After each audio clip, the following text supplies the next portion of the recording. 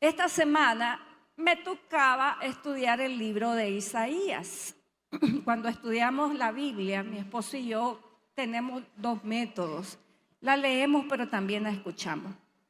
Entonces, estaba escuchando, cuando llegué al capítulo número 36 de Isaías, escuché un nombre que de verdad que todavía no puedo pronunciar. Un nombre me llamó la atención, Rabsaces. Rabsaces, dije yo, qué interesante, voy a buscar eso. Voy a ver de qué se trata esto de Rabsaces. Entonces me fui a buscarlo y me gustó tanto la historia que yo dije, tengo que predicarles de esto a la congregación. Así de que le he titulado al mensaje de hoy, el Rabsaces, el mensajero de la desgracia. ¿Qué le parece? Está para hacer una película, ¿verdad? El título.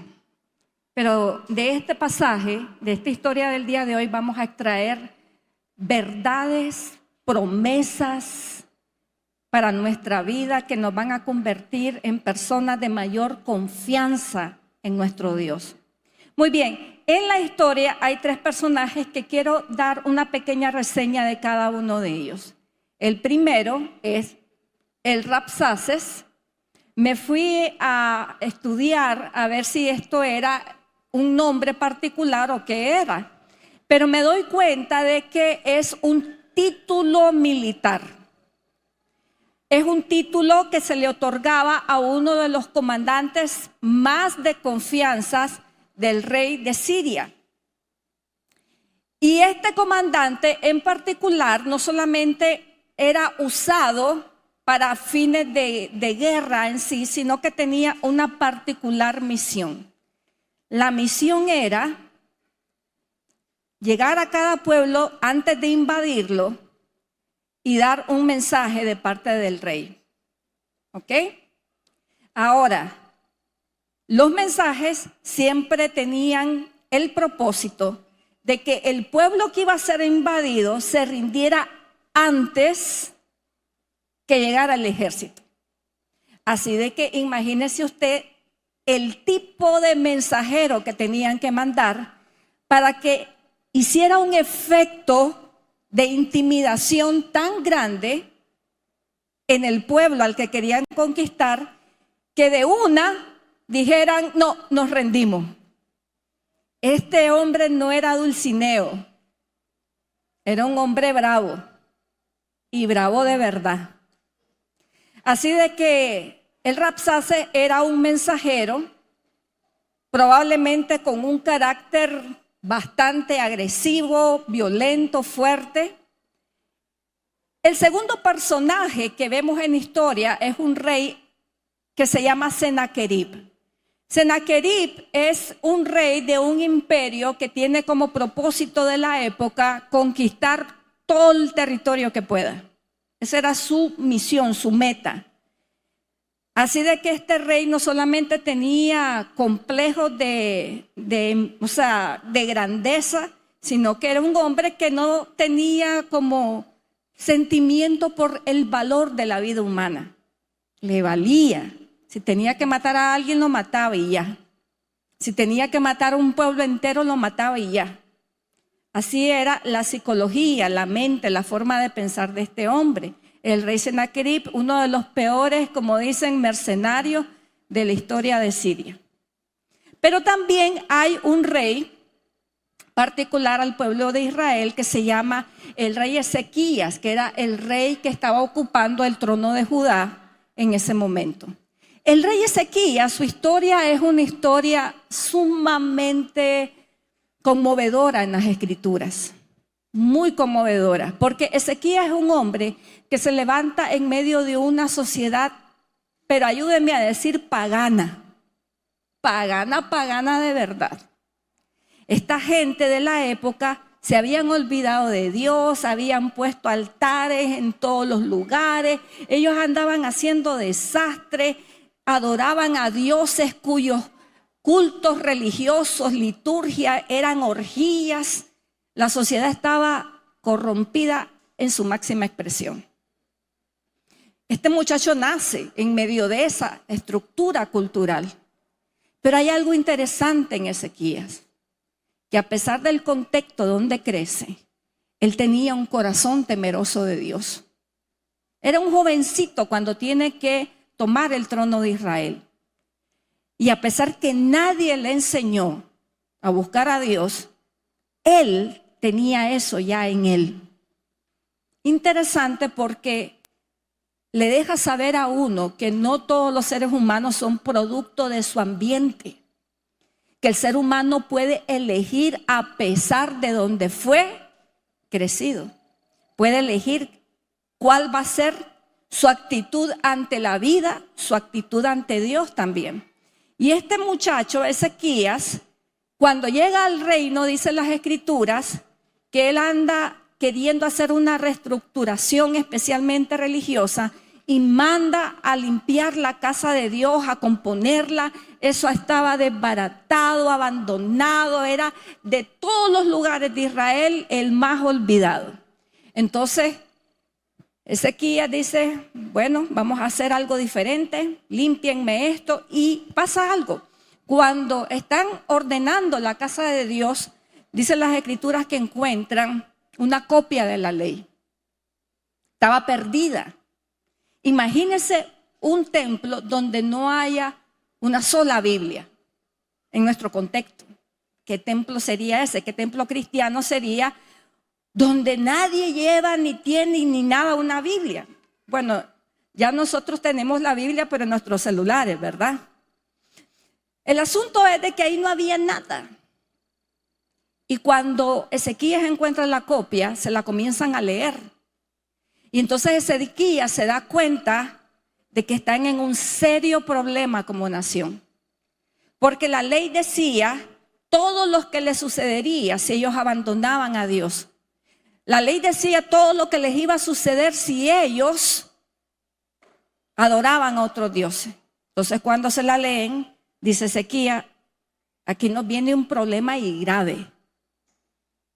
Porque es precisamente todo lo que dijo el Señor que no debíamos hacer. Eso es nuestra realidad.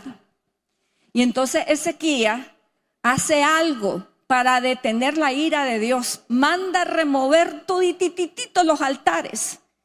Manda quebrar todos los dioses. Hace lo que se le llamaría una reforma religiosa en el pueblo de Israel. Y dice, aquí ya nadie más va a adorar dioses ajenos, restituye la adoración al Señor, restituye el servicio a la casa de Dios, vuelve a celebrar lo que es la Pascua, que era algo que ya ni sabían los hijos de Israel cómo se celebraba, y hace una serie de reformas.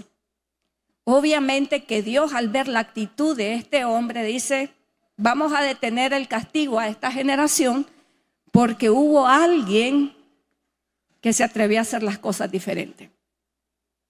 Entonces, ¿qué sucedió después? Bueno, como cualquier persona en la vida, Ezequías, aunque era un hombre de Dios, tuvo amenazas, tuvo problemas. Porque el hecho de que uno sea una persona que ama, que teme, que busca a Dios, que hace las cosas bien, no nos da una excepción de algo de que todo ser humano tiene que vivir, y esos son problemas, amenazas. Así de que el rey Ezequías de Judá es amenazado por el rey de Sennacherib, y vamos a ver entonces ahora la historia, y después que veamos la historia vamos a aplicarla a nuestra vida. Mire, he dividido solamente para que usted tenga esta referencia así, porque me interesa que usted la note, porque hay muchos detalles de esta historia que yo no les voy a poder contar en este mensaje, pero usted puede llegar a su casa y deleitarse ahí. Esta historia la relatan en 3 libros de la Biblia, en Segunda de Reyes, en Segunda de Crónicas y también en el libro de Isaías, que es el libro que vamos a estar ahora viendo. Entonces, el rey Ezequías recibe esta amenaza. ¿Qué pasó entonces? Vamos a dividir la historia en 3 tomas. Toma número 1, le pondremos el mensaje de la destrucción. Miren lo que sucede cuando llega este Rabsaces a la vida de Ezequías, cuando llega a Israel, se reúne este hombre con los funcionarios más cercanos al rey para darles el mensaje. El mensaje era que serían destruidos. Ahora, ¿qué sucedía? Recuerde esto de que las guerras antes se peleaban a pie. ¿Ok? Ya cuando ellos reciben el mensaje del Rabsaces en Israel, ellos ya tenían bastante claridad que era lo que les venía. Así de que no los toma por sorpresa, pero ellos van a hacer su gestión diplomática y van a recibir a este hombre y el hombre le comienza a dar el mensaje. Miren lo que le dice. Le dice esto a su funcionario, al funcionario del rey Ezequías. Le dicen, vayan y díganle a Ezequías, el gran rey, el rey de Asiria, dice así, ¿qué confianza es esta en que te apoyas? Miren lo que estaba pasando. ¿Por qué le dice eso? Resulta ser que Ezequías ya había visto lo que le había pasado a todos sus vecinos. Entonces Ezequías dice, lo siguiente somos nosotros. Entonces, como cualquier persona interesada en proteger a su pueblo, dice, bueno, voy a buscar con quién aliarme para que esto no me desbarate a la gente. Entonces pensó, parece ser que tenía buenas relaciones con el pueblo de Egipto, con el rey de Egipto, y dice, voy a hacer una alianza con los egipcios, que de hecho más adelante en la historia Dios le manda a decir que no pensara de esa manera. Pero él en su humanidad dice, yo tengo que buscar respaldo, refuerzo, y se alía con el rey de Egipto. Cuando llega el Rabsaces ya sabía también, porque esta gente sabe lo que van a hacer sus enemigos todo el tiempo. Entonces el Rabsaces le dice, ¿en quién te estás apoyando? ¿Te estás apoyando en Egipto de verdad? ¿Vas a usar Egipto para hacernos frente? Entonces le dice al Rabsaces, te voy a dar una explicación breve de lo que es Egipto para nosotros. Entonces, imagínense que esta es una vara de caña. Le dice, ¿mirás esa vara de caña que está ahí? Esa vara de caña está débil. Así son los egipcios para nosotros. Con la manito así la quebramos. Miren, clic, facilito, rapidito. Y ahí te vas a apoyar. No vas a lograr mucho. Desacredita totalmente la estrategia del rey Ezequías para hacerle frente.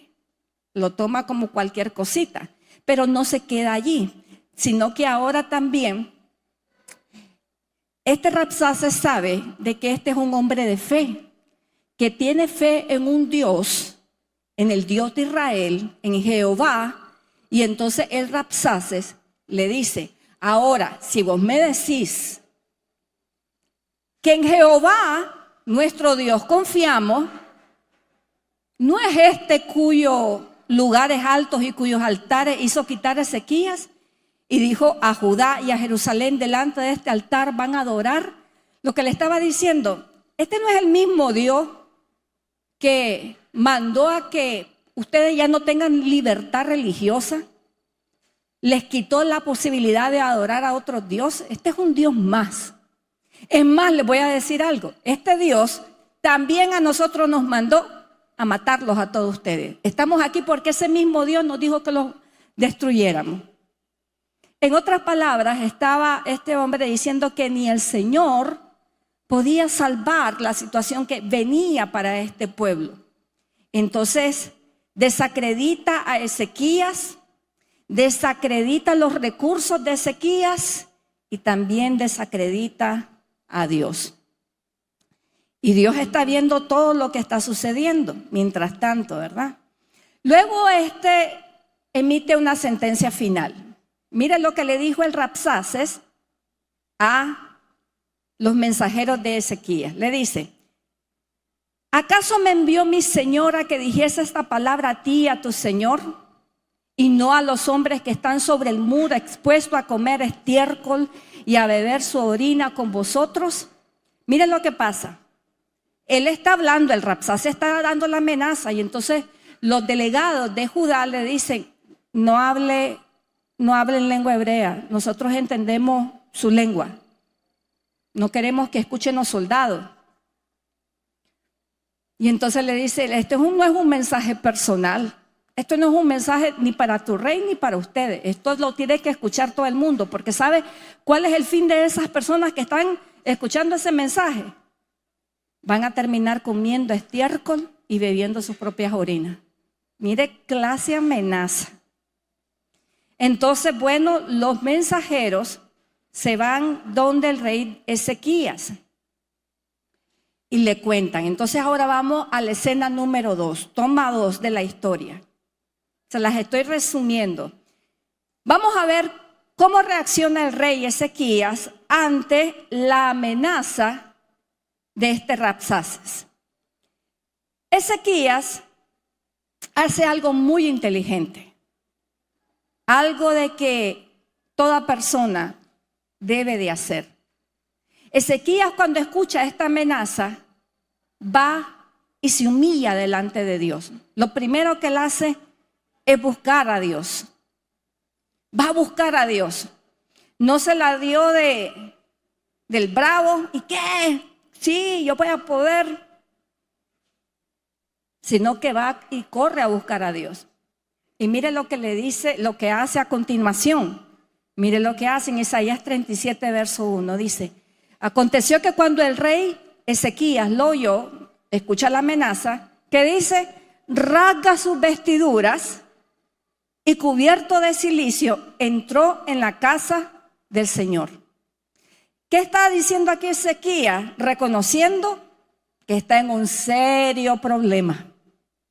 Reconociendo, que él no tiene la fuerza para hacer frente a eso. Él lo reconoce. Y esto es algo bien interesante porque es no de débiles reconocer cuando uno no puede.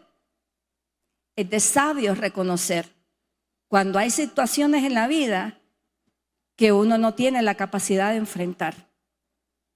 Entonces Ezequías calcula, echa números, hace cuentas y dice, yo no voy a poder con esto. Y entonces se va donde uno que sí podía y se humilla y le dice, Señor, yo no puedo, pero tú sí puedes. Muy interesante.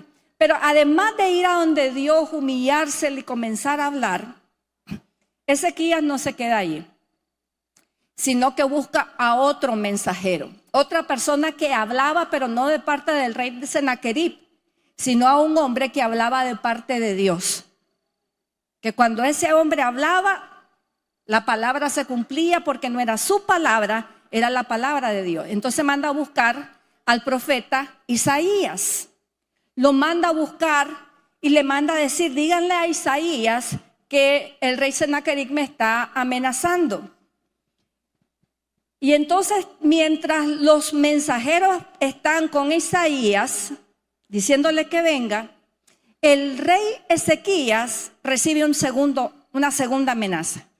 Pero en la segunda amenaza ya no se la dan verbal, ahora se la mandan escrita.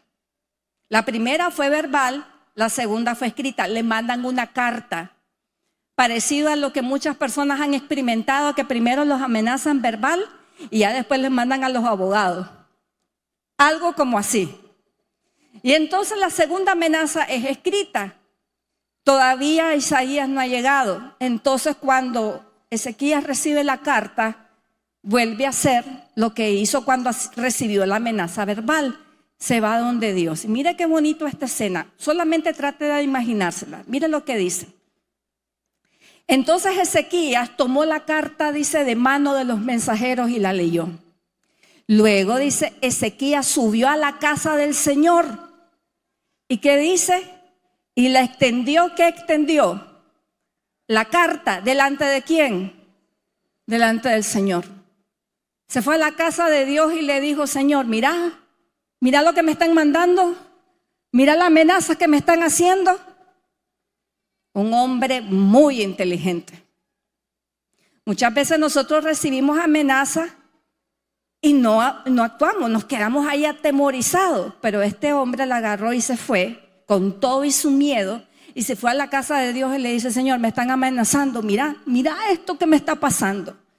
Entonces viene el Señor Y le manda ahora sí al profeta Isaías. Entonces Isaías le lleva el mensaje de parte de Dios a Ezequías para calmar su corazón. Recuerda que Ezequías era un hombre que para Dios era verdaderamente especial. Había hecho lo que reyes en décadas, en cientos de años no había hecho. Así de que él manda a darle una palabra. ¿Sabe? Cuando usted vive una vida que agrada a Dios, Dios le va a mandar siempre una palabra a usted. Siempre va a recibir una palabra de Dios. Entonces le manda al profeta Isaías y este fue el mensaje que recibió. Dice: así ha dicho el Señor, no temas por las palabras que has oído, con las que me han injuriado los criados del rey de Asiria. Porque los criados del rey de Asiria no solamente eran tan irrespetuosos para ir y amenazar a otras personas, sino que también la falta de respeto que esta gente tenía unos niveles fuera de grandes ligas, como dicen. Habían dicho: ¿quién es ese Dios? Imagínese usted. Entonces dice: he aquí que yo pondré en él un espíritu, o sea, en el rey de Asiria, y oirá un rumor y se volverá a su tierra, y haré que en su tierra caiga espada. El Señor le dice a Ezequías cómo va a morir el rey de Siria. Le dice: ese hombre está muerto, va a morir. Y no va a morir aquí, va a morir allá en su tierra. Va a ser asesinado. Pero no solamente le dice lo que sucederá con el rey de Siria, sino que le dice lo siguiente: por tanto, así dicho el Señor acerca del rey de Asiria, no va a entrar en esta ciudad. Y le dice: no va a tirar ni siquiera una sola flecha acá. Aquí no va a caer ni flechas van a caer. No vendrá frente a ella con escudo ni construirá contra ella terraplén. Por el camino donde vino, le dice el Señor, por ese mismo camino se va a devolver. Y no va a entrar en esta ciudad, dice el Señor, pues defenderé esta ciudad para salvarla, y por amor a mí mismo y por amor a mi siervo David. Cuando yo estaba leyendo esto, yo dije para mí: David, ¿qué pinta David aquí? Si ya David tenía 300 años de haber muerto. ¿Qué pasó aquí? ¿Por qué David? ¿Por qué David? Bueno, porque cuando un hombre agrada a Dios y camina según su voluntad, aunque esté muerto, Dios se acuerda de sus hijos, de sus nietos, bisnietos, tataranietos, todo. Y sigue protegiendo a su familia. ¿Qué le parece? ¿No merece el Señor un aplauso por eso? Amén. Mire qué importante esto para su vida, clase herencia la que usted tiene y la que va a dejar. Aunque usted se muera, sus hijos van a seguir siendo bendecidos, dice las Escrituras, hasta por 1000 generaciones. Qué poderoso, ¿verdad que sí? Ahora vámonos a la tercera toma de nuestra historia. A esta le llamaremos la salvación de Dios. ¿Qué pasó? ¿Cómo Dios salvó? Bueno, resulta ser que el día que acamparon para atacar a Israel, sucedió un milagro bárbaro. Mire lo que dice en el verso 36. Entonces salió, dice, el ángel del Señor e hirió a 185,000 en el campamento de los asirios. ¿A cuánto hirió? 185,000. Ponga eso en perspectiva. ¿Cuánta gente es eso? Por ejemplo, en nuestro estadio cabremos unas 10,000 personas. Por ahí. Imagínense unos 18 estadios llenos, a repleto. Y ese era el ejército que estaba en contra de Israel. Pero dice la Biblia que salió un personaje que se llamaba el ángel de Jehová. Este ángel de Jehová en las Escrituras tiene algunas características que no tienen otros ángeles. Es más poderoso en fuerza, es más poderoso en todo. Y los estudiosos que estudian a este personaje en particular se han dado cuenta que este no es un ángel común, que tiene algo diferente. ¿Se acuerdan ustedes cuando les conté la última vez que prediqué de Eliseo y Giezi, cómo estaban atemorizados y Dios que mandó para defenderlos? Un ejército, ¿se acuerdan? Qué interesante, porque ahora la Biblia no relata de que un ejército llegó a defender al pueblo de Israel y a Ezequías, sino que el ángel de Jehová. Esto es muy importante, tome nota, porque los que estudian esto han llegado a la conclusión que este ángel de Jehová, cada vez que aparece en las Escrituras, es una teofanía. Esto significa que es una aparición visible del mismo Dios. Y entonces rastrean esto y concluyen que este ángel de Jehová en realidad corresponde a la segunda persona de la Trinidad, que es a nuestro Señor Jesucristo. ¿Qué le parece? Entonces ellos dicen que en los tiempos antes de su venida a la tierra, Jesucristo se manifestó en medio del pueblo y su nombre era conocido como el ángel de Jehová. Importante. Ahora, escuche esto. ¿Qué sucede? Que esa noche, este personaje, mire lo que hace. Dice, sale al campamento y hiere a 185,000 en el campamento de los sirios. Luego dice, se levantaron por la mañana y aquí dice que todos ellos eran, ¿qué? Cadáveres. ¿Se imagina usted levantarse y ver alrededor suyo 185,000 cadáveres? Eso le daría miedo a cualquiera, ¿verdad que sí? Y entonces a Sennacherib también le dio miedo. Y entonces mire lo que hizo. Entonces Sennacherib, rey de Asiria, cuando vio el desastre de lo que había pasado, dio la vuelta y se regresó a su casita. Se regresó para Nínive, que era la ciudad que él había construido como su imperio, como su capital del imperio. Entonces, aquí usted ve una gran liberación que Dios hizo para Ezequías. Pero el problema es de que las guerras en la antigüedad no se acababan porque un ejército moría. No pasaba nada. El rey venía, reclutaba a otro pocotón de gente y volvía a amenazar. Eso no paraba. Las guerras se detenían cuando moría el rey. Entonces se detenían la guerra. Así que la amenaza contra Israel todavía no estaba finiquitada. Pero Dios ya había dado una palabra a Ezequías. Le había dicho, él va a morir. Y mire la manera en cómo Dios ejecuta esta profecía. Veamos lo que dice en el verso 38. Dice, pero sucedió que mientras adoraba en el templo de Nisroch, su Dios, sus hijos, Adramelech y Sanaser, lo mataron a espada y huyeron a la tierra de Ararat, y su hijo Esarhadón reinó en su lugar. Mire cómo termina la amenaza más grande del rey Ezequías. Se va a su casa, está de lo más confiado adorando en su templo a su Dios, cuando sus propios hijos lo asesinan. Y así Dios concluye la amenaza para Israel. Y esto es algo interesante porque usted se ve de que ni Ezequías ni nadie tuvo que mover una mano para deshacerse de ese problema. Dios usó otros instrumentos. No tuvo que hacer nada.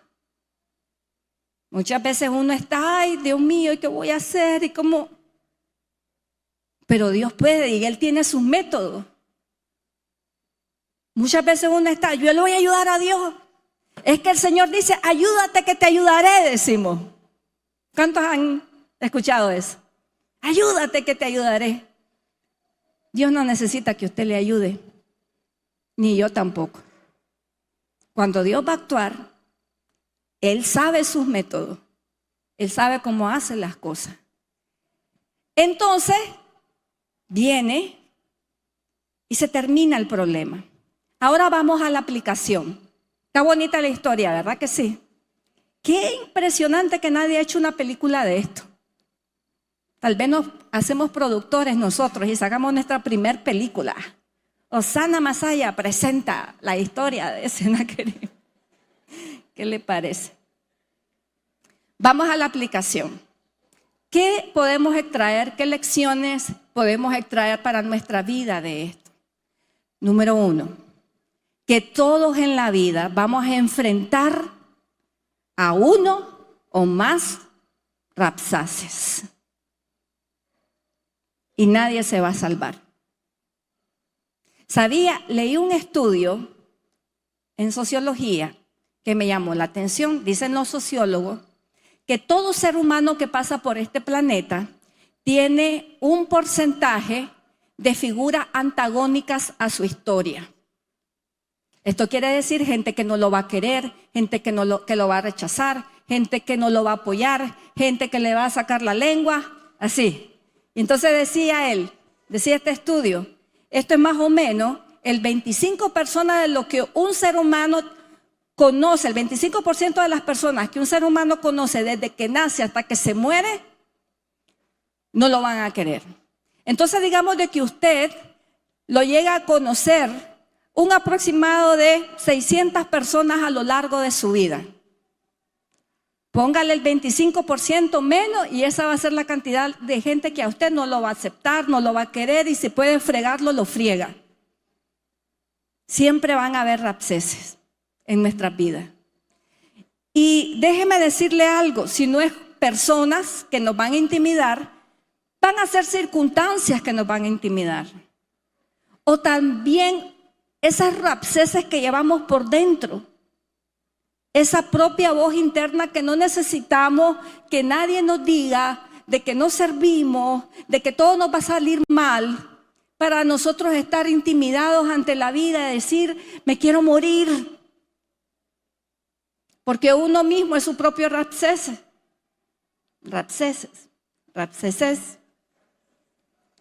Tarea en casa, aprenderse el nombre de Rabsaces o Rabsaces. Quiero hacer un paréntesis antes de continuar con el mensaje que tiene que ver con esto. Es importante también que nunca se preste a ser el Rabsace de nadie. Nunca se preste. Muchas veces somos Rabsaces hasta para nuestros hijitos chiquitos. Chavalo, no vas a hacer nada en esta vida, le dice uno. Mensajeros de desgracia. Y yo sé que cuando uno dice eso, uno no está con las peores intenciones, pero se nos zafa. Y la otra persona que escuchó eso ya quedó marcada, porque las palabras tienen poder. Entonces tenemos que tener el cuidado. Siempre va a haber. Pero la lección número 2 que tenemos que extraer de esta historia es que no debemos ser los últimos receptores de los malos mensajes. Los malos mensajes no pueden quedar con nosotros. Tenemos que hacer algo con eso. Y lo que tenemos que hacer es agarrar el mensaje y hacer exactamente lo que hizo Ezequías. Lo fue a mostrar delante de Dios. Y le dijo, Señor, mira lo que me están diciendo.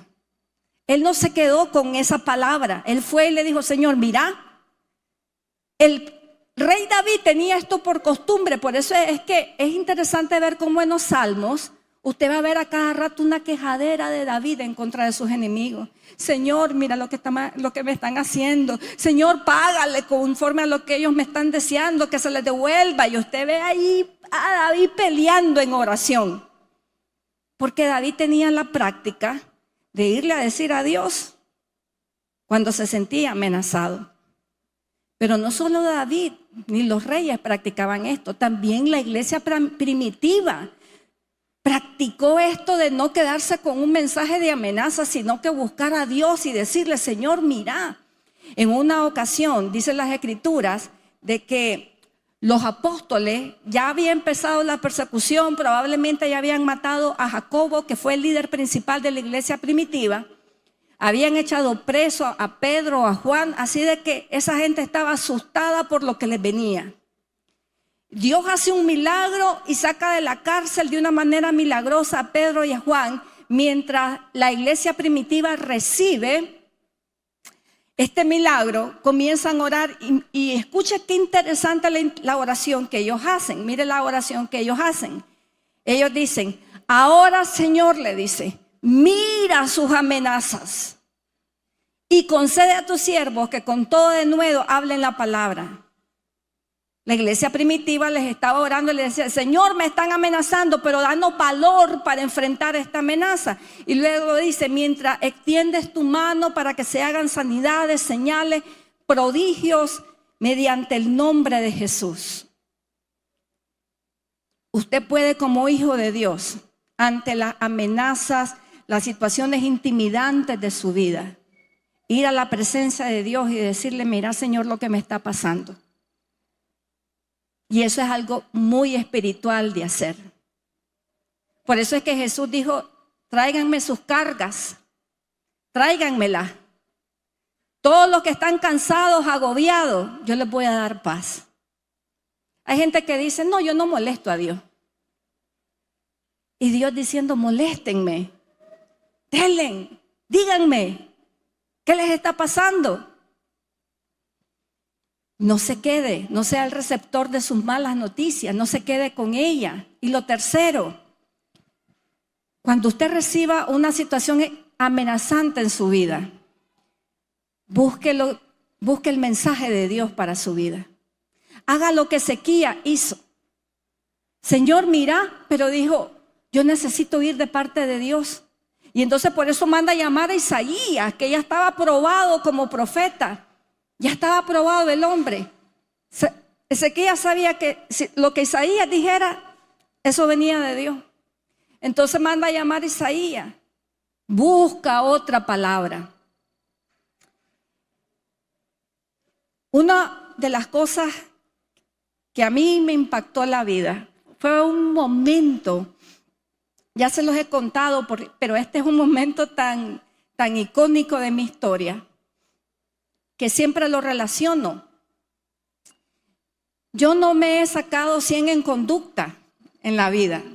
No todo lo he hecho bien. He hecho con el perdón de la palabra, burradas, pero bien burras en la vida. Pero alguna que otra cosita he hecho bien. Le voy a contar una que hice bien. En una ocasión tenía mis 15, 16 años, hablando con una tía.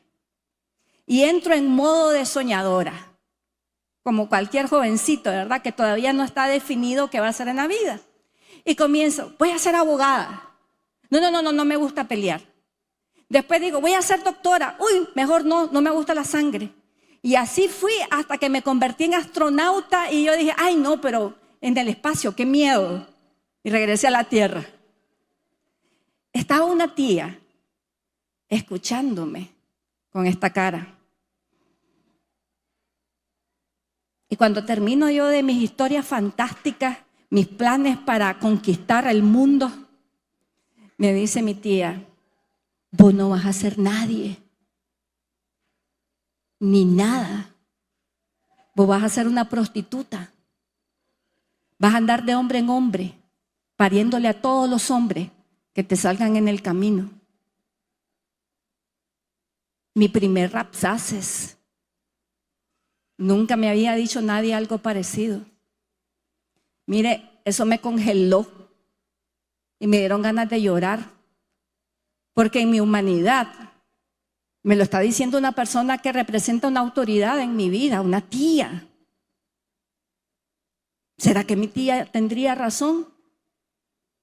Pero me fui a donde el Señor a llorar. Entré Comencé a llorar y decirle, Señor, yo no quiero que esa sea mi vida, Señor. Yo no quiero que eso sea mi destino. Y entonces, en mi infantilismo, inmadurez, hice algo que no es recomendable. Pero le digo al Señor, Señor, háblame. Y busco mi Biblia. Todavía las Biblias eran de papel. Y busco una Biblia y le digo, Señor, que donde abra y ponga el dedo, me hablé. Y yo me imagino a Dios diciendo, povechita, cosita, le voy a ayudar. Y cuando puse el dedo, Proverbios 4:18, mas la senda de los justos es como la luz de la aurora, que va en aumento hasta que el día es perfecto. ¿Qué le parece esa promesa? Es suya también, no es solo mía, es suya también. Yo dije, para mí, este es mi destino. Esto es lo que Dios tiene para mí. Deseché el mensaje de mi tía Rapsás y agarré el de Dios. No me quedé con ese mensaje. Le hago una pregunta, ¿con qué mensaje en la vida usted se va a quedar? Haga lo que hizo Ezequías, busque otro mensaje. Busque otro mensaje, vaya a la palabra de Dios. Cuando usted se siente intimidado, busque un verso bíblico, busque una prédica, busque una canción que le cambie, que le saque la mente de ese temor por las palabras de amenaza hacia su vida. Si usted así lo hace, queridos hermanos, si usted hace el paso 1, 2 y 3 que tomó Ezequías, mire lo que va a suceder en su vida. Mire clase de vida la que usted va a tener. Mire esto. Vámonos a Salmos capítulo número 112, versos 7 y 8. El salmista aquí comienza a hablar de cómo es la vida de aquellas personas que buscan a Dios en todo tiempo, aún en medio de sus problemas.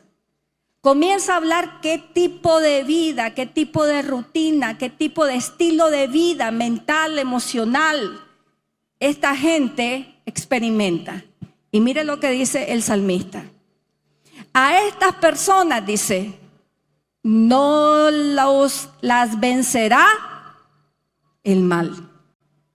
A los rectos se les recordará por cuánto tiempo. Por mucho tiempo.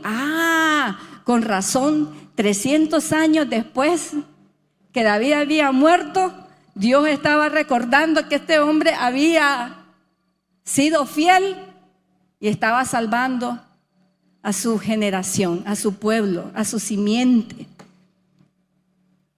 Ellos, dice, o sea, los que confían en Dios, no tienen miedo de malas noticias. Confían. ¿Por qué no tienen miedo de malas noticias? Bueno, porque confían cuánto en Dios. ¿Cuánto confían en Dios? Plenamente. Pleno, completo. Confían plenamente en el Señor.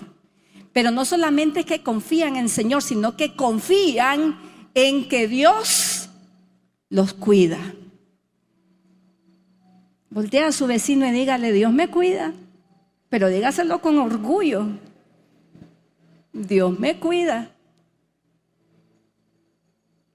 Y luego dice esto, tienen confianza y viven sin temor y pueden enfrentar, como dice, triunfantes a sus enemigos. Y yo de usted le daría un aplauso al Señor.